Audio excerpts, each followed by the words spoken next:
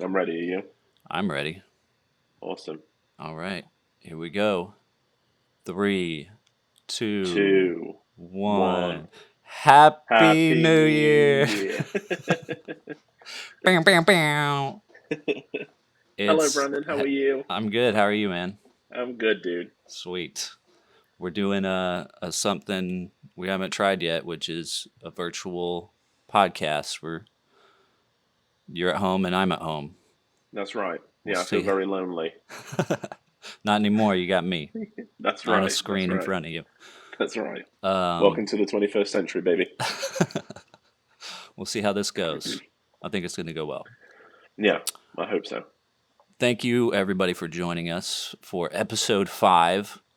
Um, we decided since it's the beginning of a new year, 2022, we're going to talk about the top 5 films that each of us saw in 2021. And they're not necessarily going to be movies that came out in 2021, just our top 5 picks of films that we saw for the first time. Yeah, I Could think that. Yeah, sorry. I mean, I think that we obviously watch a lot of films from a lot of different periods and countries and stuff like that, and trying to pick a top five, especially when we've gone through the year that we've been through in terms of cinema, would be really difficult. I've tended to kind of regress back to older films as I normally do in lieu of kind of the new theatrical releases. So Yeah. I think this is a good way to do it. Yeah, definitely. How do you want to do it? Or should we each go one at a time, count down Yeah, from 5? yeah, that sounds good. I mean, mine are in no particular order. I do have a top film of the year, but the Okay. other four are just like jumbled. And I will say that there's been, I think, two that I've left off my list in anticipation for them being on yours. But Oh, I have really? included like a, yeah, I've included like a honorable mentions at the end, just like three or four films that I was like, yeah, they were good, but not quite in my top five. Yeah. Or if Brandon doesn't mention these, I'm going to drop them in. Yeah. I had I did number mine, but I did have a hard time deciding what to pick. I mean, sort of. Like I went through my Letterboxd, and if you don't know what Letterboxd is, it's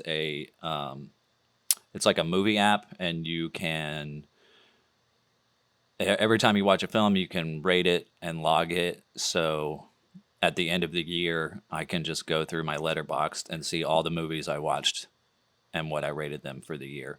And a lot of them I've forgotten about. A lot of them I was Yeah, like, wow, I watched that this year. That was such a good movie, and I can't stop, haven't been able to stop thinking about it. Or like, a film that became an yeah. instant classic in my mind, and I'm like, wow, I just got introduced to that this year, and I feel like that's been a part of my life this whole time already. Yeah. I mean, this isn't going to be, I mean, this isn't on my list, but the film The Shop Around the Corner with Jimmy Stewart, Uh huh. I watched that about 3 days ago for the second time. And I was like, I haven't seen this for a while. And then when I was doing this list, I'd watched it earlier this year. And I was like, that's insane. And I Yeah, couldn't, like, I'd watched it twice in the same year and enjoyed it immensely. So, that's awesome.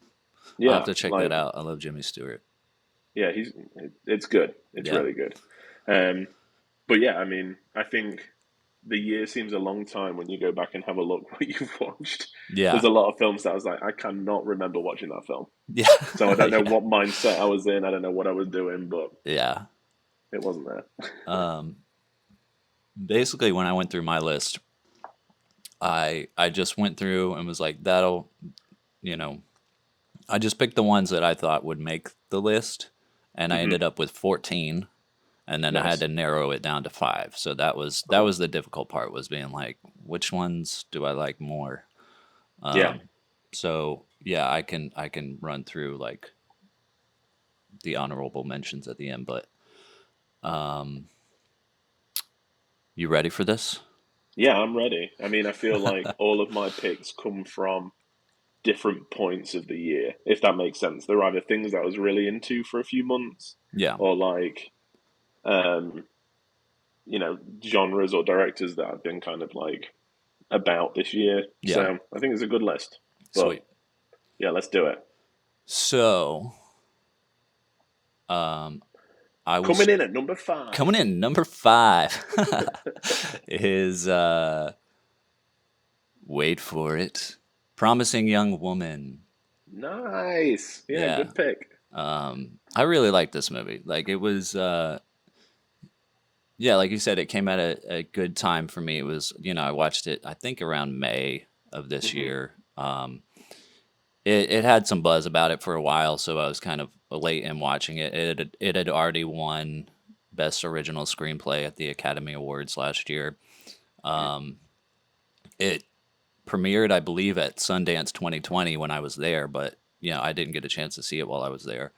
Um, but yeah, watching this movie, I guess my girlfriend had seen it already, and she kept recommending it to me, and so finally, after a few months of her saying how much I would like it, we sat down and watched it, and I had such a good time watching this movie. I feel like it was one of the I don't know. I just hadn't seen a good film in a while, and Yeah. it was just a really fun experience. If you haven't seen the film, it's intense, and it'll keep you on the edge of your seat the whole time, keep you guessing. Um, Very well written, very well acted. First time female director Emerald Fennell Mm. wrote and directed it, and it's got Carey Mulligan and Bo Burnham. I believe it's on HBO Max right now, so Yeah. check it out. I remember it was the first film I think that we paid for like the at home screening. Okay, You yeah, know, I think it was the first film that we did that for nice. this year. Yeah, So it's one of those films that like it was so great seeing a new release and not, having to kind of wait for it to come out on DVD or, yeah. you know, Or getting to be find a a part cinema. of a Yeah. new release while it's still in the hype of Yeah. being a new release, but you're, still afraid to go out to the Yeah, the cinema. reviews were still coming in, so it Yeah, felt, fresh. It wasn't like people had already talked about it. So, nice. yeah. Yes, go see it Yeah, it's good. or watch it on HBO Max. I guess you can't go see it anymore in a theater. But Yeah, yeah, so good pick. yes, moving on now. So, I feel like I'm awkward at transitioning. Sometimes it's natural, sometimes it's just you got to move on. Yeah, Number 4 uh, is Titan. nice. Okay, yeah, this is one of the ones that I left off my list, Okay, I knowing that it would probably be talked about. it's like when I was first thinking about my top 5, Titan wasn't really in my mind, but then when I started looking at the different films and comparing them and like considering like how much fun I had watching the film and how Yeah, into the film I was when I watched it, I was like, man, Titan is up there. Like I had a good yeah, time watching that movie, and uh, yeah, it's good. It's really good. It won the Palme d'Or at uh, the Cannes Film Festival, I guess in 2021, right? This yeah. last year, and yeah, it's really good. The director, it's Julia, and I cannot pronounce her last name. Uh, I will butcher it. She's a French director, Hmm. and her first film was Raw, which I haven't seen, but I remember hearing lots of things about it. And now that I'm like, yeah, I did really like this film a lot. I want to go back and watch that, and Yeah. yeah, Raw is really good. yeah, I like Raw a lot. I so, would probably, I mean, I saw Raw a few times, but I prefer that to Titane, I think, at the okay, moment. But yeah, I mean, what you're saying though, a lot of the films that I picked have had scenes or like images that are stuck in my head, and like I feel like the whole of Titane is just like permanently engraved in my memory now. yeah, yeah. It's man, it's beautifully shot, and it's Yeah, just so well acted. intense, well Hmm. acted. I mean, it's Oh just, God. and yeah, it's just one of those films that creates its own world and immediately engages you and just holds you the whole time. Like, you Yeah, can't not finish it, yeah. and you're not thinking about anything else except the film. You're Hmm. not getting Hmm. distracted. I mean, I did watch it in a movie theater, so I had less Yeah. distractions, but um, but yeah, I had a really good time watching the movie, and I was like, yeah, that's up there. Awesome. Let's see. Number 3 is 9 Days, Yeah. which I also had a really good time watching. You know, we already talked about it on our Return to the Cinema episode. Mm. But man, it's just so good. It is just so good, and it's also one of those films that just it just breathes inspiration into you and Yeah. breathes life into you as you're watching it, and it's just an intense emotional journey. Mm. And I'm a little bit biased because I did get to meet Edson Oda, the writer and director of the film, at Sundance. Unfortunately, I didn't get to watch it while I was there, but you know, I saw it as soon as it came out in cinemas, and yeah, it's just so good. Winston Duke, Zazie Beetz are Yeah. amazing, and it's like a low budget, intimate film. You can That's see great. it, I believe, on streaming. I tried to. It was available to purchase on Apple Mm. TV a few months ago, and now it's not. So I don't know what's up with that. You can still buy it on Amazon Prime. Hopefully, it'll either be on streaming or somewhere soon. There's Blu-rays out and stuff, but I mean, I think it's a big Oscar contender. But you know, Mm. I haven't really heard anybody else talk about this movie yet, except me. So we'll see what happens. But I mean, Sometimes those are the best films, though. The ones that mean the most to you. You know. yeah, exactly. Yeah. Um, so yeah, that is number 3, and number 2 is Spider-Man: No Way Home. Of course. Yeah. Again, I had to leave this off my list. I was like, Yeah, I cannot. I don't think. I think if it was both in our top 5, this would be another 2 hours. Because yeah. since our We our just last conversation, I'm like, there's so much more that I can say about this film yeah, that we didn't fit into the 3 hour conversation we previously had. yeah. Um, Um, hell yeah, dude. yeah. I mean, it's on the list because like I had so much fun watching it. It is a really good film. Tom Holland is amazing. Zendaya is awesome. Yeah. Um, but you know, I've thought by now I would have seen it at least once or twice more, but I've still only seen it the 2 times.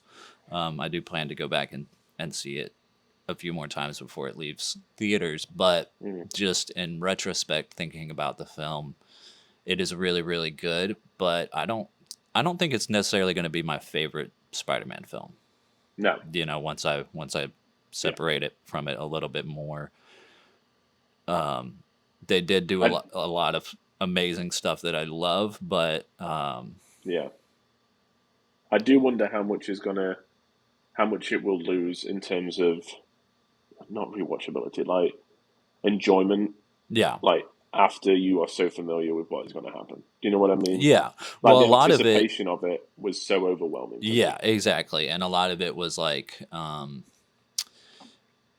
mean, I did go back and watch on YouTube uh, some of the pirated clips from the movie, like when Andrew and Toby enter and stuff, and like hearing different audience reactions and stuff. Oh And yeah, that's going to be the thing that I remember the most yeah, is like watching it for the first time. Because every time I watch it now, and Andrew and Toby come in, I'm just going to be thinking about everyone clapping in the theater, yeah, you know, yeah, and though that those are the moments that'll live on for me in that movie. It was just all the, I mean, it is an emotional roller coaster, but just all of the experience of watching it with a full theater. I mean, that I yeah, haven't had that experience in 2 years.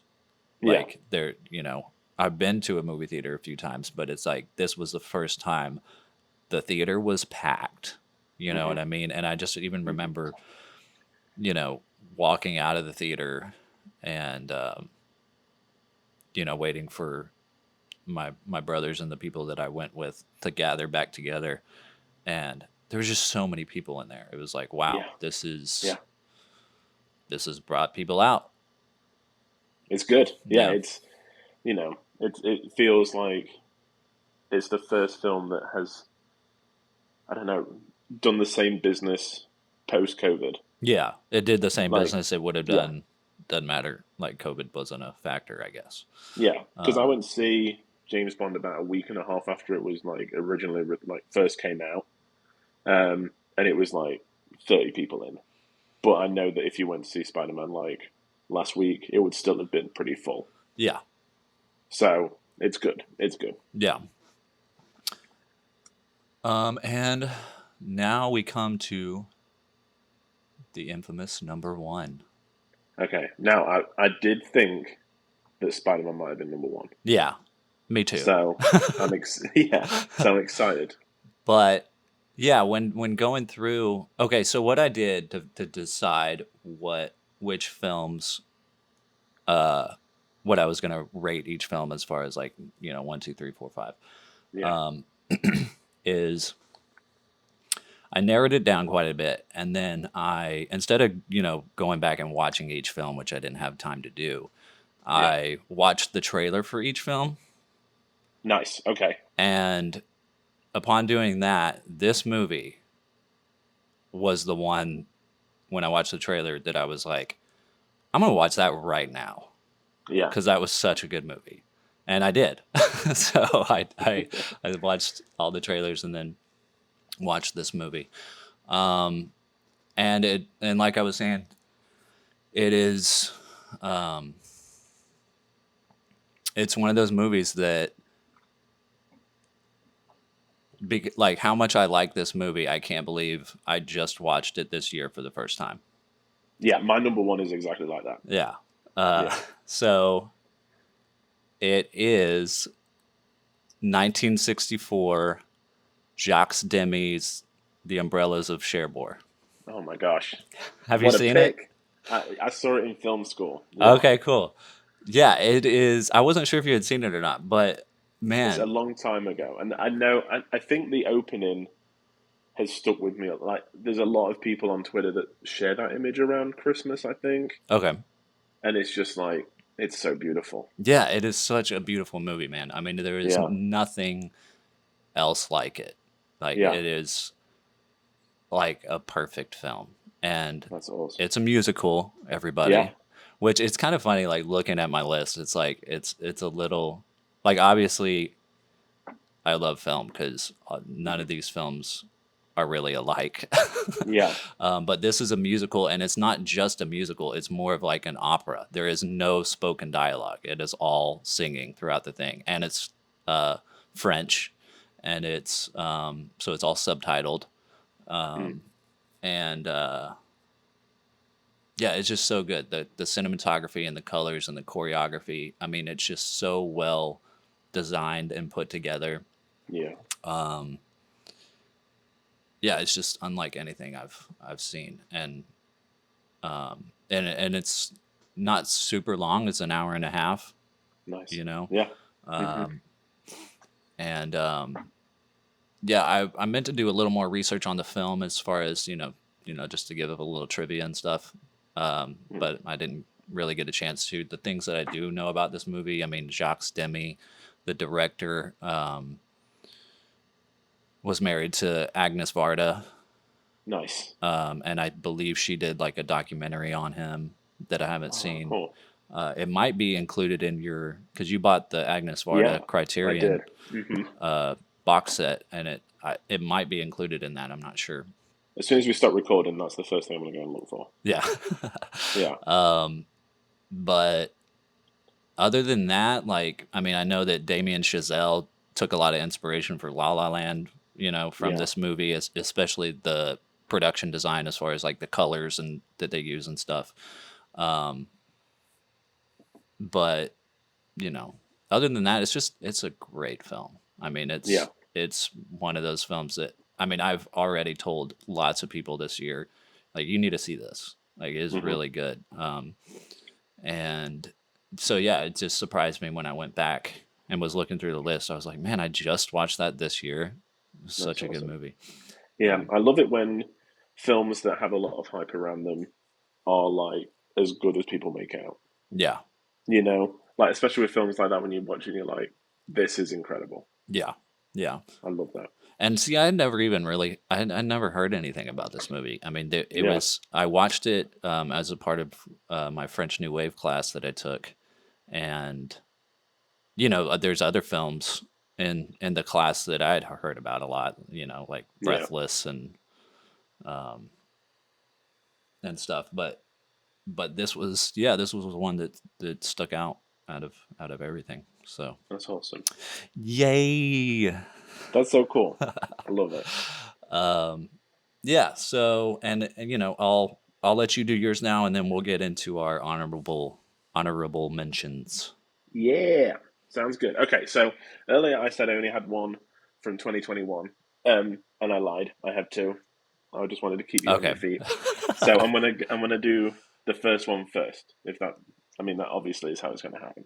You're gonna So do number one first, like your top number pick. five. Okay. Well, Okay. there's, I Yeah, mean, you're gonna count down. I mean, you said that like two through five is basically not in order, but yeah, you're gonna save your number one pick for the end. that's right. Okay. Yeah. Okay. So coming in at number five, or four, or three, or two, however you want to look at it, is the 2021 film Censor. Now, so this is a film that I watched pretty recently. I've seen a lot of people kind of hype it up over the year. It came out a lot earlier. I'm not sure how um, wide the American release was. I do know it's on Hulu now, streaming for free, which is really good. So it's from a female director called Prano Bailey Bond, and it's basically in the like 80s. There was a thing in England called video nasties. So the films that were particularly gory or horrible were in this category of video nasties. So they didn't really get a release that were kind of like underground. And this is the story of a censor for these video nasties that has to go through and kind of like mark everything down. She does have like a checkered past in terms of like a sister went missing, and she just gets like drawn into this world, and it gradually gets more and more like supernatural and crazy. And like you were Interesting. saying about Umbrellas of Shame, like it's an hour and 24 minutes. It's real short, Yeah. but it's really stylish and like just it's real good. Um, and it was just I was going through trying to knock out some of the 2021 films I hadn't seen, and it just blew, like it shook me. I was not ready for it, Yeah. and I just really enjoyed it. It was another film that was at Sundance. Um, it's just really good. It's just like a small, like you could tell that the cast was really small, the crew was really small, but they just did something that I've never really seen before, Yeah. and that needs to be applauded. So That's cool. That's really interesting, and it makes sense, I think, to be in your top five because it's got a bit of film history in there. yeah, yeah, and it was something that like magazines that I read had like been talking about it for a while, and I was like, I really want to see this, and then I'd Yeah. kind of forgotten a little bit about it, and then I'm really glad that I did. Where So I recommend it to everyone. was John Waters? Was any of his stuff a part of the Video Nasty Um, kind of it probably thing? was. I mean, Yeah. it got to the point where people, I mean, the film explores a little bit. People were making like these video nasties on purpose Right. to like be in this genre kind of thing. Right. Um, because there was this whole outcry that films were going to destroy the youth. Yeah. We've been there before. And we're So fine. yeah, exactly. Most of us anyway. Um, but yeah, it's really good. Like easy to watch, enjoyable. Um, yeah, go and seek it out. So that was my number five. That was Censor. Sweet. Going on to number four. So my number four is a film from 1971.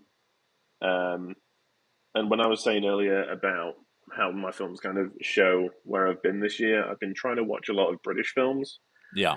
Um, and one name that kind of kept coming up on the films that I was watching was Richard Attenborough, which I'd only really seen up until this point in like Jurassic Park. Yeah. So, and I know that he has like, And he's I a know he's done, director. yeah, and he's a director. So he He's did yeah, Chaplin. he's in Jurassic Park as what's his name? Hammond? Yeah, that's it. Yeah. And then he directed Chaplin with Yeah. Downey Jr. So there was a few films that he popped up in a little bit. One of them is in my honorable mentions. Um, but then I read an article about him about like these really nice people playing like dark characters, and one of the films was called 10 Rillington Place. So this is my number four, and it's Richard Attenborough as the English serial killer John Christie, who basically killed a number of people in his house, 10 Rillington Place. Um, and it's a really spooky and like, I don't know, Oh, intimate film, I guess. yeah. So It's got he John Hurt in it as well. so he stars in it, but he didn't direct this, right? He didn't know. Okay, It's cool. directed by Richard Fleischer. Okay. Um, and I didn't know why it was so creepy. Like the set design and everything was really good, and it just felt, I don't know, it just felt really creepy. And then after it, I read that it was actually filmed in the house, or like the outside shots were filmed at the house where these murders actually took place. Oh, And I was like, just interesting. before they demolished the house, because they had to get rid of it because people kept trying to like break in and stuff apparently. Yeah. Um, So that just and it's added like a whole layer of yeah, intensity to everybody on set, I'm sure. yeah, and it doesn't shy away. Like there's a lot of like shots of him like really close to the camera, and like when he's doing the murders, it's not kind of like it doesn't cut away. Yeah. You know, it kind of holds it a little bit, and it just yeah, it's one of those films that I was like, this is so good and underseen. I can see why it's not like wildly talked about because it is pretty affecting at times. Yeah. But yeah, I mean Richard Attenborough was incredible, so it's really good. Sweet. So that was my number four. Okay, in at number three is Ghost World from 2001. Mixing up a little bit. All right. So this was a film that I've been wanting to see for quite a while, and I bought it in the Criterion sale, and I just found it to be really funny and like quirky, and just about growing up and kind of not really being sure what you want to do, Yeah. but kind of trying to I don't know, trying to become yourself by being other people. You know, Yeah. um, I just loved it. It was one of those films that was probably one of the most enjoyable watches of the year. I just thought it was really good, really funny. The acting was really good, directed really well. Um, yeah, just Steve Buscemi, Scarlett yeah, Johansson. Wow. yeah. It's good. It's got a good cast, and it's really good, dude. I don't know what else I can say about it that hasn't already been said. I feel like it's one of those posters that I've seen a lot. Yeah. It's one of the films that has always kind of been in the periphery of wherever I am. Yeah. And I'm glad that I finally watched it. But Sweet. it's really, yeah, I just thought it was really funny and really sweet and entertaining, and it was good. I like So, that so far all of your films have been completely off my radar. So I'm like, all right, sweet. Now awesome. I've got some good films to go watch. Yeah.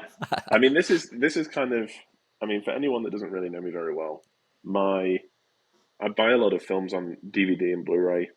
Like, I just look collecting them all.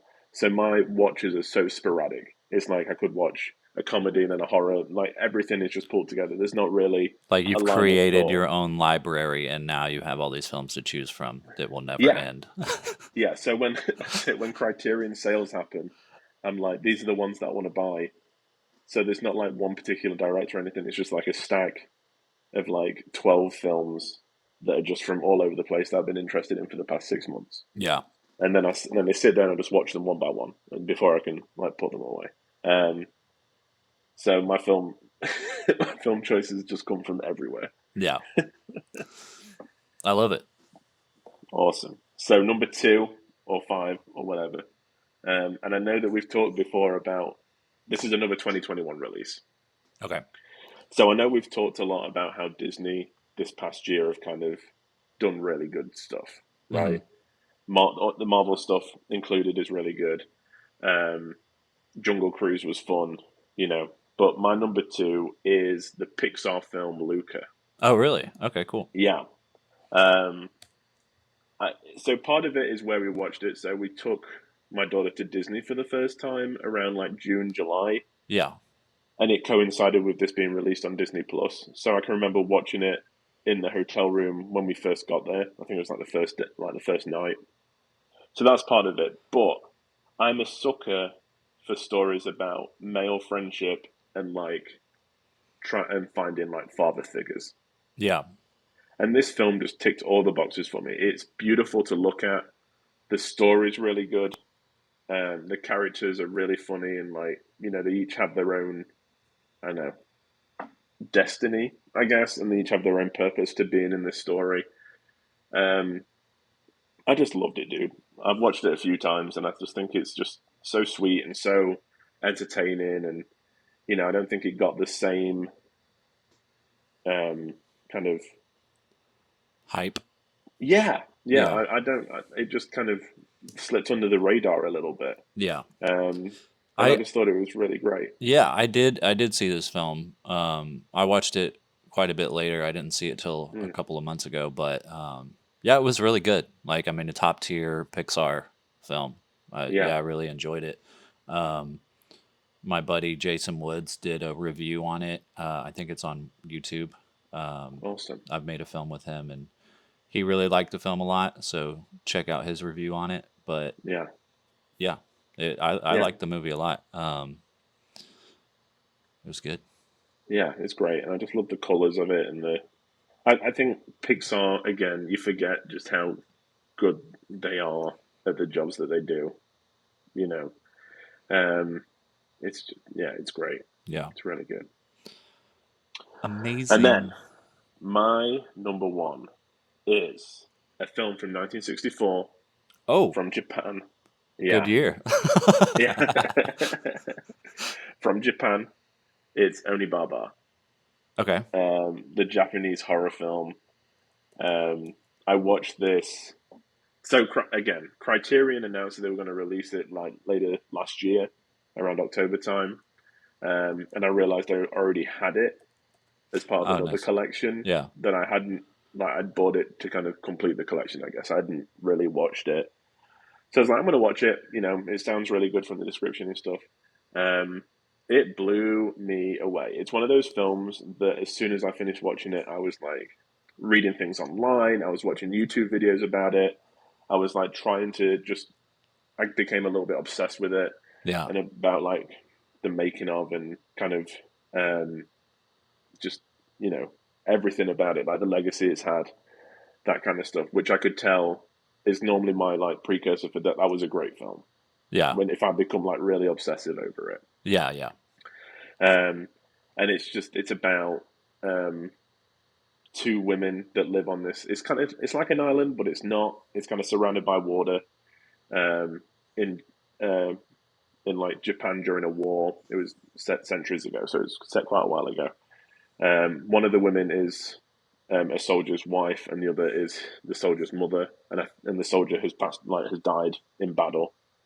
And there's just another guy on this island that's like trying to seduce the wife, and Okay. it's all about kind of grief and trying to keep people um, through like horror. And it's just oh my gosh, I can't describe it as well as it is. Yeah. I mean, I just It's looked it up, and the few images that I'm seeing, I'm like, ooh, this looks really interesting.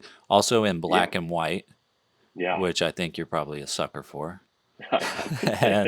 And, if there's five films laid out and one of them is black and white, and I got to pick which one you would pick, it would be the It's black gonna and be the white black one. and white. Yeah, exactly. Yeah. Um, and it's creepy as well. Like there's images from it. I think of like Nosferatu in the same way. You have to kind of the first time I watched Nosferatu, I had to pluck up courage to watch it Yeah. because I was like, this is going to creep me out. And it's the same here, but it's so intimate and small, and but telling this like big story. Um, is yeah, like I said, it's a film that I've wanted to kind of come back to again and again and again. Yeah. So that is my top watch of the year in a film that I can't believe it took me this long to see. Yeah. That's awesome. I'm Yeah, definitely going to have to check all of these out. Um, yeah. It's yeah. a mixed bag. Like I said, it's one of those where I was going through and I was like, that is good. That is good. There's a Yeah. lot. I was like, there's a lot of good films I've watched this year. Yeah, exactly. But I mean, like I was saying, it kind of shows each of our, you know, love of cinema because Yeah, our range of interest and genres is so broad. Yeah, for sure. Awesome. Do you want to go through some of your honorable mentions? Yeah, let's do it. So on my list, I was trying to decide. Like I texted you, I was like, should we include documentaries or comedy Hmm. specials? And Hmm. you're like, just do whatever. But I ended up deciding like, well, I'm just gonna do films because I've got so many on this list. But a big one for me was Bo Burnham's Inside comedy special on Yeah. Netflix. Um, Ended up being like his album from that ended up being my top listen of the year on Spotify. That's awesome. Yeah. So obviously I like it a lot. And it just, I mean, he's our age, and it just spoke to me a lot as far as what this generation, I guess, is going through as far as their mental health, the Hmm. mental health crisis in America right now. I guess Yeah. um, it doesn't necessarily do anything to solve any of those problems, but I think it's just telling. Like it just is. It's very eye opening, and a lot of fun. You know, That's awesome. um, Eyes Without a Face was on there, Yeah. um, Same for me. which you and I both watched together when we were doing some test runs of this podcast of what Hmm. it was going to be. That was the first thing we watched, and it's such a good movie. Also from 1964, is it? Mm.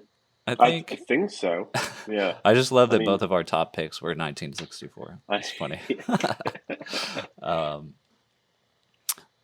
Gold Rush was on there. Charlie Chaplin. Like I had seen that Nice. for the first time this year in my comedy films class, and Oh, man, Chaplin is just yeah. so good, top tier. Yeah. Like I This was mean, the year that I read the full. I think it was like it's about 1,500 page Chaplin biography. yeah, So yeah, he's oh my gosh. Yeah, any Chaplin for the first time is good. yeah, yeah. He's just such an entertainer. I mean, just Yeah. 100 years later, and he's still capable of entertaining people.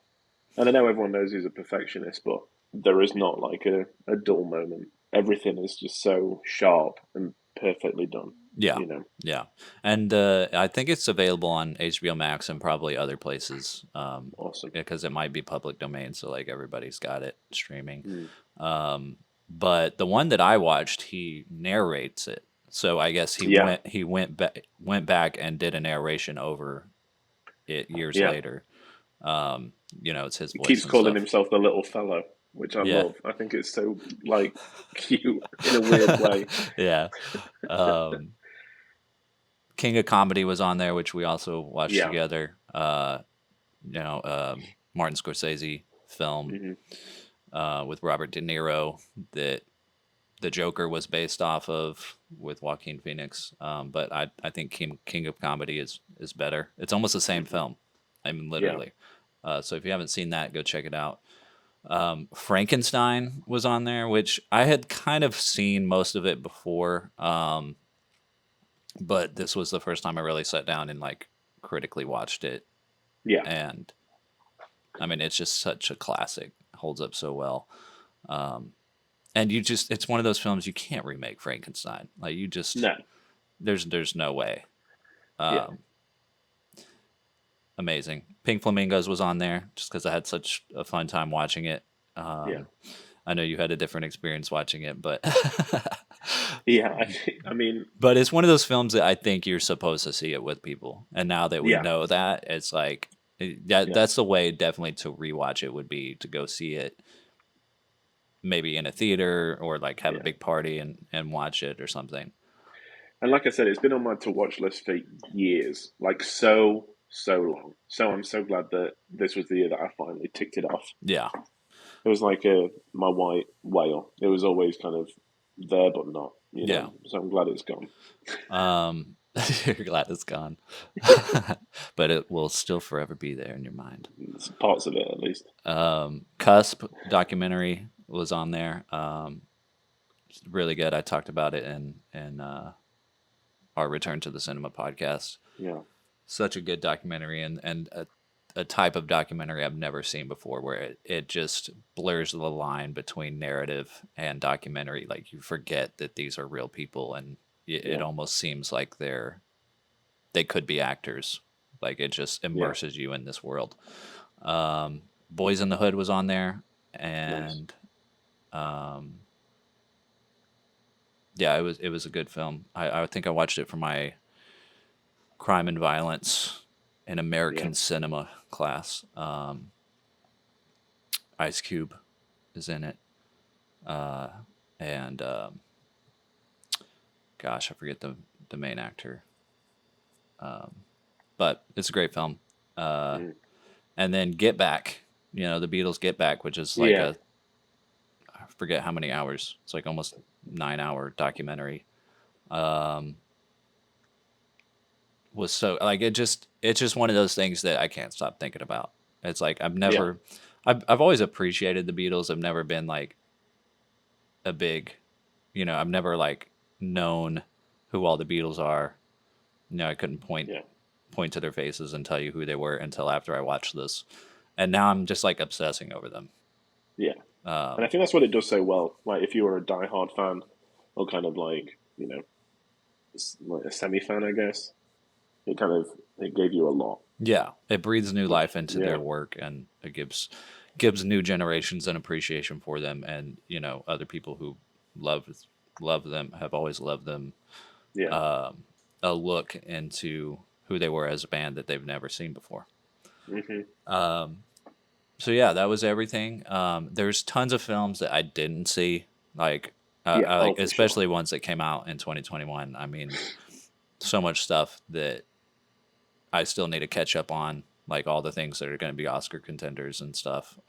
Yeah, Haven't seen Come On, Come On. I haven't seen House of Gucci. yeah, Haven't seen King Richard. You know, so yeah, many, so many good things out that have just flown by me that I'm gonna have to catch up on. yeah. But They might be on future lists. yeah, definitely. Yeah, my honourable mentions, obviously, No Way Home. Um, you can go and listen to us talk for 3 hours about it, but Yeah, we loved it. Big fan of Spider Man, so it just ticked every box. Come on, come on, loved. Come on, come on. yeah. Um, just just really, I'm a sucker for, like I said, um, like Black and white. parent, yeah, black and white, and like stories about parental figures. I just love it so much, Yeah. and that kind of I did all that. A documentary that was released on Criterion this year called Mind the Gap, about is primarily about three guys that kind of skateboard together, and it starts off just with those like them skating around like a city kind of thing, and then it just evolves more into just like a commentary on kind of I guess America, like poverty in America, and kind of trying to like fight your way out of the world that you've been born into, and like it's just it. There was so much to it that I was not prepared for, and that's been a really good um, film that I've watched this year. Sweet. A few English films, like I said, I've been into my English cinema a little bit. Yield to the Night, I think it's from the 50s. About a woman who was in prison who's facing like the death sentence, and it kind of goes through her crime and her kind of dealing with it through flashback. This is the film that me and my wife watched together, and she was like, "Oh, you always watch depressing films," and I was like, "That's cinema, baby." Um, and that was on there. There's a film again from the 50s, 40s or 50s called The League of Gentlemen, Hmm. directed by Basil Dearden, which I watched a lot of his films this year, about a group of guys that are planning a bank heist. It's a film that you've kind of seen before, but it's just done in a really good way. I mean, the characters are really fleshed out, and it's Yeah. um, Richard Attenborough's in it again. Um, so that was really really good. Nice. I tried to watch a lot of like new holiday films this Yeah. year that I've not really seen. I watch the say Home Alone, Die Hard, It's a Wonderful Life every year. So I was like, this year I'm going to try and watch a few that I've never seen. And there was Christmas in Connecticut that I really enjoyed that I watched this year. and then a small film called Never Say Goodbye with Errol Flynn from the 40s. Um, Errol Flynn is a very um, weird person to kind of like, I guess, because Yeah. his off-screen persona was so terrible. Uh-huh. Um, but he was like, I thought he was really good in this. I thought the film was really entertaining. It's about two people that are like separated, and the daughter's trying to get them back together. It sounds like a typical Christmas film, and it kind of is. Um, but yeah, I enjoyed that immensely as well. I'm trying to think if there's anything else that I missed off this list because there was a lot that I saw. Um, but I mean, it's been a good year, Brandon. Yeah. I've watched a lot of really good films Yeah. and a lot of different films. Yeah. Same. I mean, it's just I always feel like it's cool having Letterbox now and go and be able to go Yeah, back and see all the films you watched, but I always feel like there's still so much I didn't watch. I no So much I exactly. I still want to know. watch. It's But this is yeah, like this gives me a good starting off point. It's like I'm gonna go watch all these films that yeah, were on your list, and same. yeah, 9 Days is still yeah, you like got to see it. yeah, I can't wait. I know you've been talking about it a lot. Yeah. Um, I need to see it. Um, So I have a quick question before we start like wrapping up because I know that we've done all this. Have you got any film related like resolutions for the new year? uh, Sorry to put you on the spot, as far but as I like just thought stuff about to it. watch, Yeah, I like is there mean, I anything that kind you of want to just discover more of, or not necessarily. I want to watch more. Like I want yeah, to, now that I'm out of school and you you know, have free I reign? yeah, I've got kind of got free reign. Yeah, it's like there was films that I'm glad that I had to watch because of the classes I was taking because I might not have watched them right away if it wasn't for taking those classes. But yeah, I want to challenge myself more with older films for sure, and foreign films and non English speaking films. Um, but something that I noticed or discovered, I guess, when in film school was that it's better for me if I really want to watch a film and enjoy it and study it, uh, to watch it kind of in the morning, Hmm. which yeah, it's not really something people would automatically think to do, but it's like, especially on a work day, like if I get home from work and then try to watch a film, I'm just so tired, Yeah, and my brain is just shutting down. yeah, Whereas like if I get up early enough before I have to go to work or anything, and before I'm really starting my day, I can make some coffee, sit down and watch a film, and I'm awake and watching it and yeah, enjoying it. So I kind of have been joking around. It's like, you know, people when they're trying to implement discipline into their life, they'll get up early and start trying to work out and stuff. But I'm like, yeah, I want to get up at 5 a.m. and watch a film. yeah, So, we'll see if that happens. I do want to, I just want to have more of a regular routine of watching films, I think. yeah. So, I That's a mean, good this one. podcast will help for sure. Yeah, But it's awesome. how I about mean, you? for me, yeah. I mean, you mentioned the Agnes Varda box set. I also have the Ingmar Bergman and the Fellini box set. Yeah. So like this year, I'm gonna pick one of them and just try and go through it all. Yeah. I mean, the Bergman one might. I mean, there's like what 38 films in that's the That's thing. so So crazy. that might be a bit of a struggle. Yeah. But I just I need to know. And it's the same. I mean, there's so many directors that I don't feel like I know enough of, Yeah.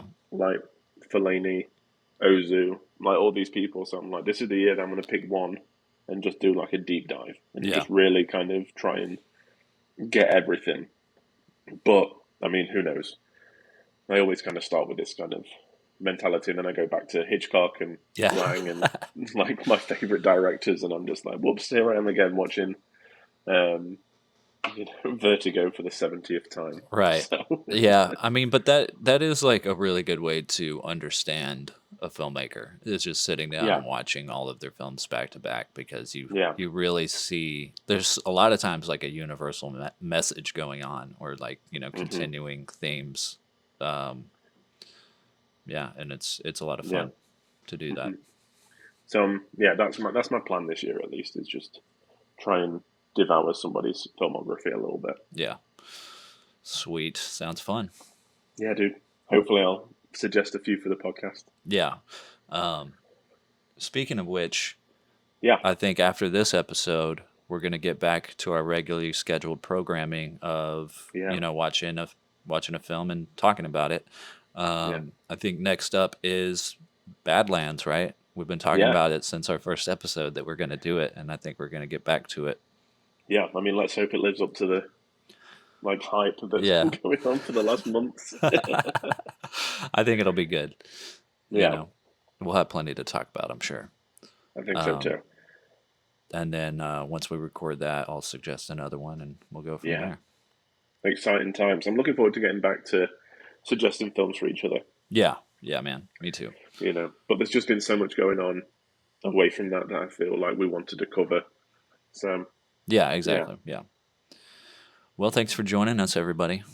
yeah, Appreciate and it. just let us know what your favorite film of the year that you watched, either in the comments or Yeah. you know, Um, yeah, you can find us on YouTube. You can find us on Spotify. We're still waiting on the Apple podcasting to get approved, but yeah, we're Audible. on Audible. Yeah, You can send us a tweet or an Instagram message or Facebook message. Everything is at Film Church Radio. Um, you can find us on Letterboxd, our personal letterboxes. Um, Mine is Selmanscope, Selmanscope. And and Lewis. mine is really simple. It's just at Walker Lewis, WalkerLewis. Yeah, so if you want to follow us and see what films we're watching, I got to go back and log Umbrellas again, Umbrellas of Cherbourg again, because I didn't want to Yeah, put it on there. Um, so I was afraid you would see it and be like, I wonder if he's going ruin to the choose surprise. that. Yeah. Yeah, But yeah, I think that's it, folks. yeah. 2021, what a year. Crazy. Yeah, Here's to an even better one, 2022. let's hope so. Wish you all well. Yeah. And with that, bye. Bye.